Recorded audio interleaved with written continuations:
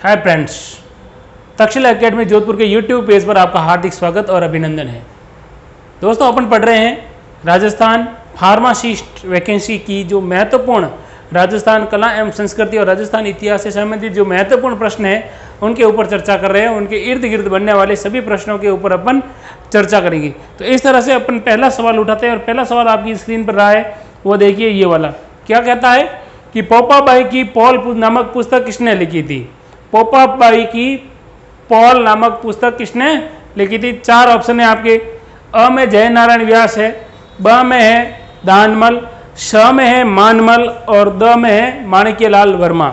दोस्तों, ये पुस्तक लिखी थी, वो लिखी थी जय नारायण व्यास ने। किसने लिखी थी? जय नारायण व्यास ने। अब देखिए, जय नारायण व्यास है, ये कहाँ के थे और क्या थे, ये सब बता देते हैं। एक बार इनके ऊपर चर्चा कर लेते हैं। जय नारायण व्यास कहाँ के रहने वाले थे? मारवाड़ रियासत, यानी तत्कालीन अभी वर्तमान का कौन सा जिला? जोधपुर। अब देखिए, राजस्थान के पहले एकमात्र ऐसे व्यक्ति है जय नारायण व्यास जो राजस्थान के कैसे मनोनीत और निर्वाचित दोनों मुख्यमंत्री रह चुके हैं। यानी इनका मनोनीत भी है और ये निर्वाचित भी है। देखिए, ये पुस्तक लिखी है पोपाबाई की पॉल। इस पुस्तक में इन्होंने किस चीज का वर्णन किया है? तो इन्होंने इस पुस्तक में, ध्यान रखना, जागीरी जुल्मों का वर्णन किया है। उस समय की, तत्कालीन समय की जो जागीरदार थे उनके जुल्मों का इस पुस्तक में इन्होंने क्या किया था? वर्णन किया था। कई बार एग्जाम में पूछे जाते हैं जय नारायण व्यास के उपनाम, तो ध्यान रखना इनके 3-4 उपनाम पूछे जाते हैं। इन्हें कहा जाता है शेर ए राजस्थान, शेर ए राजस्थान कहा जाता है। दूसरा, इन्हें और क्या कहा जाता है? इन्हें क्या कहा जाता है? देखना, लोकनायक। क्या कहा जाता है? लोकनायक। ठीक है। इसके अलावा इनके और दूसरे नाम मिलते हैं। इन्हें कहा जाता है धुन के धनी, धुन के धनी। इसके अलावा एक और उपनाम मिलता है धुन के धनी, धुन के धनी है। इसके अलावा एक और ध्यान रखना कि जय नारायण व्यास थे, जोधपुर से संबंध रखते थे। इनके ये उपनाम है शेर ए राजस्थान, लोकनायक, धुन के धनी। मारवाड़ रियासत के थे। इन्होंने जो पुस्तक लिखी थी, ये लिखी थी इन्होंने जागीरी जुल्मों के खिलाफ और इनको मनोनीत और निर्वाचित भी किया था। इसके अलावा इन्होंने एक अखबार निकाला था, उसका नाम था पीप।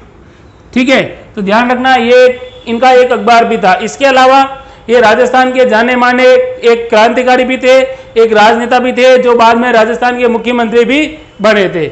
इसके साथ अपन पढ़ रहे हैं अगला सवाल। तो दोस्तों, अगला सवाल क्या है आपका? स्क्रीन पर देखिए।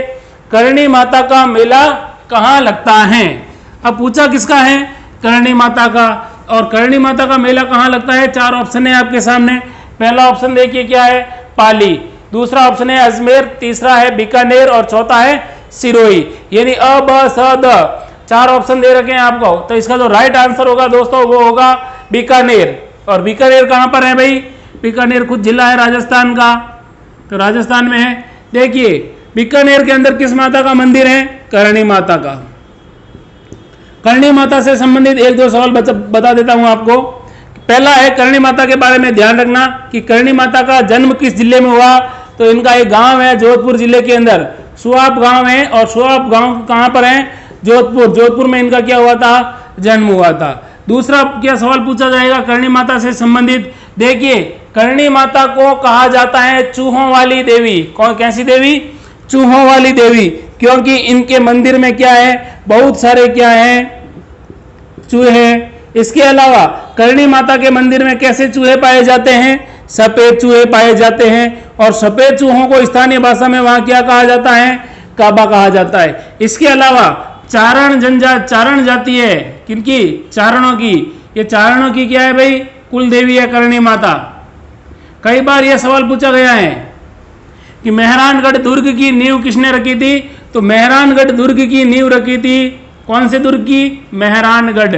और मेहरानगढ़ दुर्ग की नींव किसने रखी थी? वो रखी थी करणी माता ने। कई बार करणी माता के बचपन का नाम पूछा जाता है, ध्यान रखना। करणी माता का बचपन का नाम था रिद्धिबाई। इसके अलावा बीकानेर की स्थापना किसने की थी?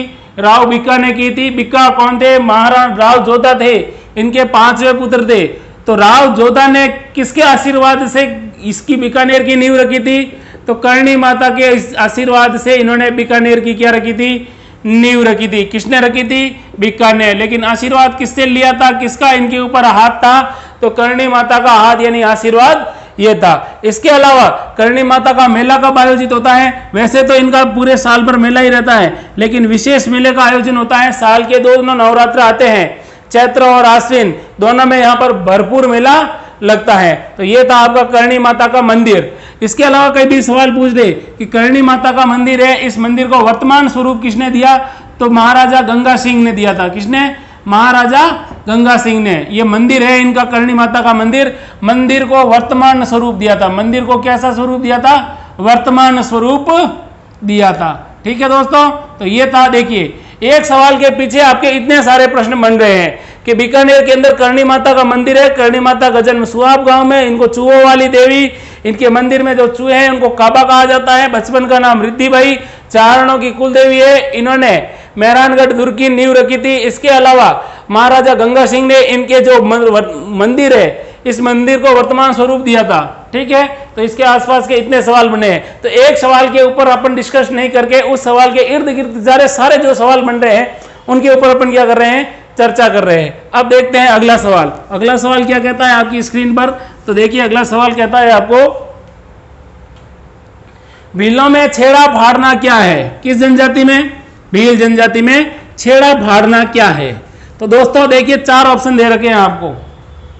विवाह, दूसरा ऑप्शन ब है त्योहार, स में पुनर्जन्म और द में है तलाक। तो इसका राइट आंसर होगा दोस्तों भीलों में। देखो, एक संस्कार या आप कह सकते हो एक रिवाज है छेड़ा फाड़ना, और छेड़ा फाड़ने का मतलब क्या होता है? तलाक होता है। कहते हैं कि भील जनजाति में जब पुरुष और महिलाएं दोनों साथ में नहीं रहते हैं तो लोगों को इकट्ठा करते हैं। इकट्ठा करने के बाद जो पुरुष होता है वो क्या करता है? जो महिला होती है उन दोनों को आपस में बुलाया जाता है, और वो क्या करता है? जो सिर की जो ओढ़नी होती है उसका पल्लू फाड़ देता है, यानी छेड़ा फाड़ देता है, और कहता है भाई अब हमारा क्या हो गया है? तलाक हो गया है। भील जनजाति के बारे में एक और बता दूं कि राजस्थान में सर्वाधिक निवास करने वाली दूसरी बड़ी जनजाति कौन सी है? भील जनजाति है। ठीक है, तो ये थी भील जनजाति के बारे में। अब देखते हैं अगला सवाल। और अगला सवाल कौन सा है? देखिए, आपकी स्क्रीन पे आपको दिख रहा होगा। अगला सवाल है, सीताबाड़ी का प्रसिद्ध मेला किस जिले में लगता है? सीताबाड़ी का प्रसिद्ध मेला किस जिले में लगता है? 4 ऑप्शन है आपके सामने। देखिए, पहला ऑप्शन है कोटा, दूसरा बाड़मेर, तीसरा बारां और चौथा है चित्तौड़गढ़। दोस्तों इसका जो राइट आंसर होगा, सीताबाड़ी का मेला आयोजित होता है बारां में। कहां पर? बारां में। कौन सा मेला?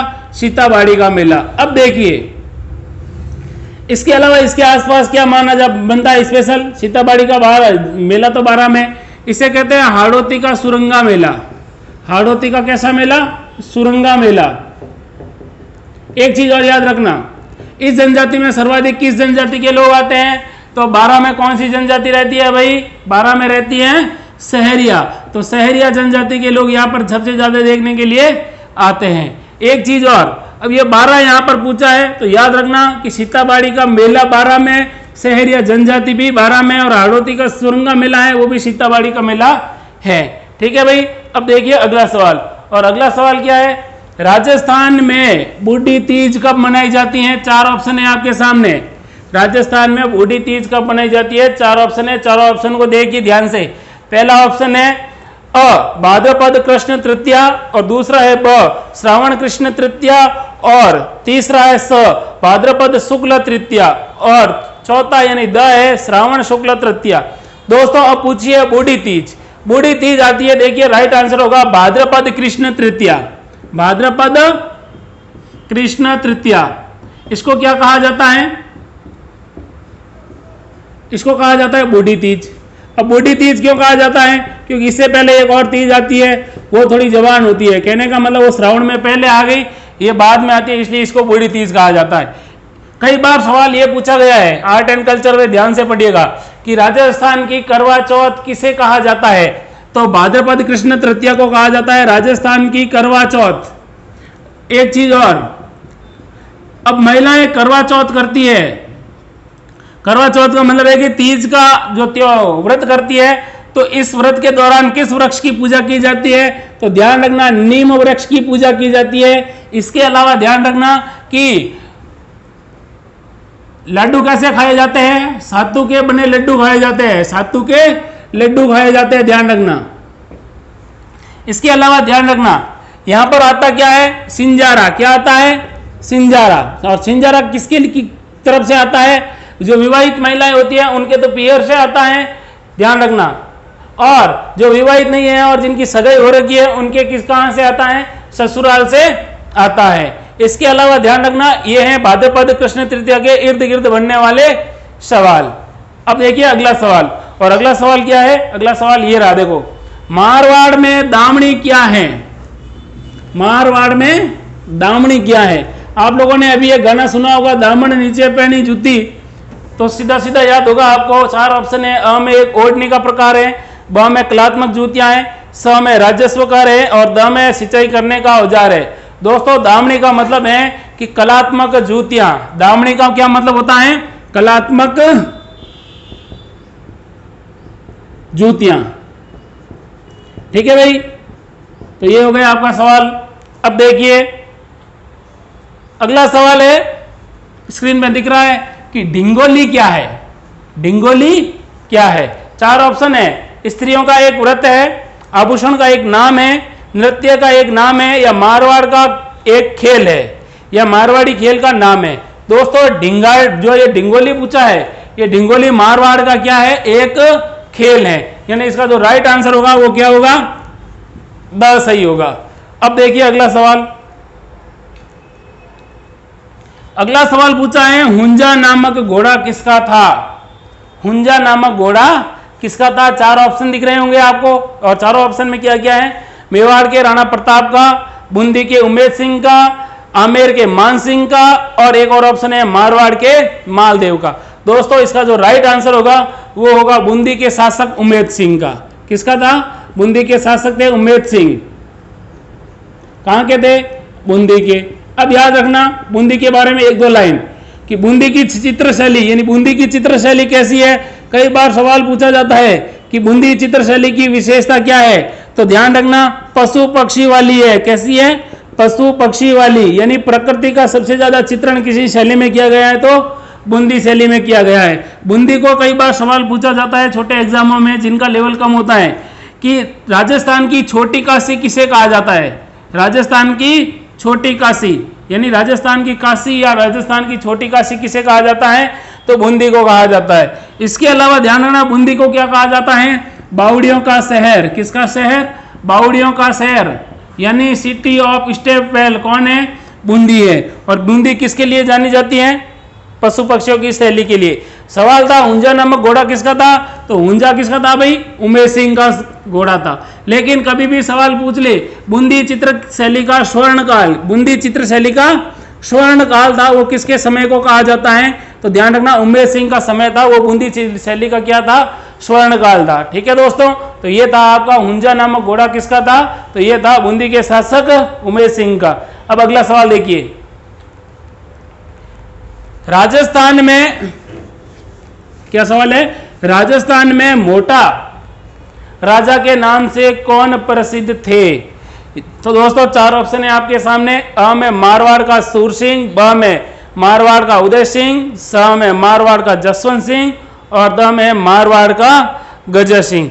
दोस्तों इसका जो राइट आंसर होगा वो होगा मारवाड़ के शासक थे मोटा राजा उदय सिंह। मोटा किसको कहा जाता है, मोटा राजा उदय सिंह। ठीक है, राव चंद्रसेन के बाद में मोटा राजा उदय सिंह क्या बनते हैं, मारवाड़ के शासक बनते हैं। किसके बाद में, चंद्रसेन के बाद में। कहा जाता है चंद्रसेन के भाई थे, और अकबर ने इनकी क्या की थी, अकबर की इन्होंने क्या की थी, कहा जाता है कि अधीनता स्वीकार की थी, इनके साथ संधि की थी।